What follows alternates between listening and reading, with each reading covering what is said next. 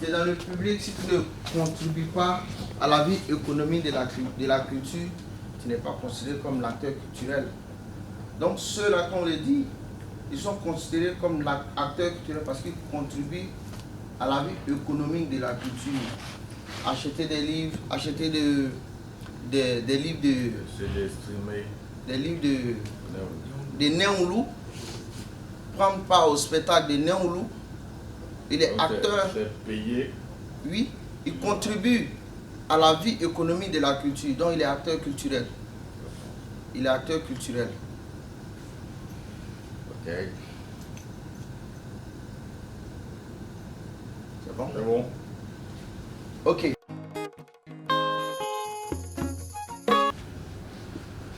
Là, on retrouve les chiffres évidemment évoqués tout à l'heure avec les 5 milliards d'utilisateurs, quasiment 5 milliards d'utilisateurs Internet à gauche.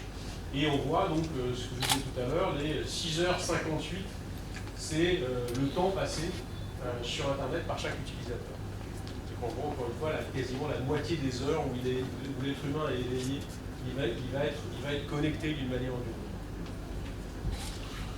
Et sur ces 7 heures-là, le dernier chiffre que j'allais vous dire au moment où on s'est branché, c'est qu'on a un accès à Internet, on a 92% qui se fait par téléphone mobile.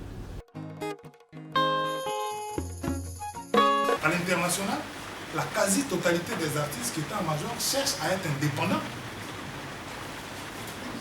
Tous cherchent à être indépendants, à créer leur label. Et chez nous, tous courent vers les majors. Je pense qu'à un moment donné, quand tu es dans un game, comme on dit, quand tu es dans un milieu, il faut chercher à comprendre ce qui se passe. Moi, je connais des artistes qui ont carrément fait sur un album, qui ont fait 3 ou 4 chansons contre le directeur artistique qui voulait le mettre en cage. Je ne sais pas quoi.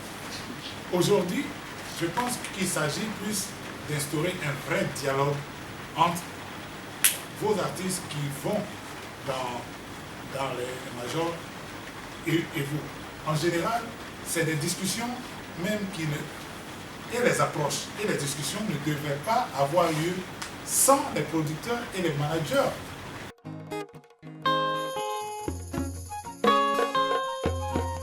Sortons de l'émotion, faire du business, mais en étant professionnel. C'est hyper important. Voilà, il y a beaucoup d'artistes comme ça qui ont signé parce qu'ils voulaient juste sortir.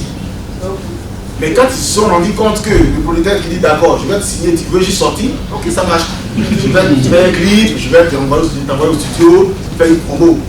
Peut-être que tu vas te contenter de tes playbacks et autres, mais toutes les revenus qui viennent derrière, c'est moi qui les amasse.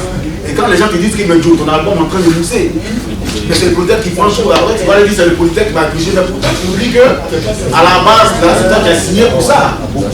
Donc c'est hyper important de rester professionnel. Donc faire la part des choses entre l'amitié et dans le cadre professionnel qui est le business.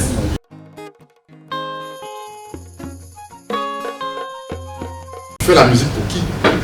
Tu dis que tes fans sont ivoiriens, mais il ne faut pas faire la musique que pour tes fans ivoiriens. Si tu fais du rap, on écoute le rap. Le rap est la musique la plus jouée dans le monde.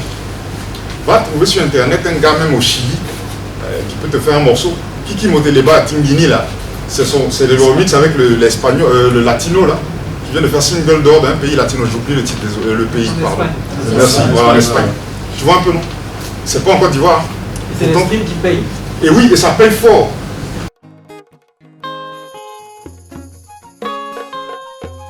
Je pense que si ce genre de formations sont initiées, c'est pour pouvoir avancer et puis professionnaliser notre métier. Arrêtons de penser que tout bout de papier s'appelle un contrat. Le fait que tu saches chanter ou faire ton art ne veut pas dire que tu maîtrises tout le rouage du métier. Il faut s'entourer. Quand tu décides de faire de ton ami ton manager alors qu'il n'a aucune compétence en la matière, c'est fort probable que tu te retrouves dans ce genre de situation. Les gens sont là à l'école, aujourd'hui ils sont conseillers juridiques, ils sont notaires, ils sont huissiers, ils ont des compétences à un certain niveau. Les artistes, n'oublions pas, il y a 2 étapes. Il y a quand il n'est pas encore connu, quand il veut se connaître, il accepte tout et n'importe quoi. Parce qu'il n'a pas confiance en lui. il veut juste de l'aide. Et il ne suffit pas aussi d'avoir juste de l'argent pour te faire appeler producteur.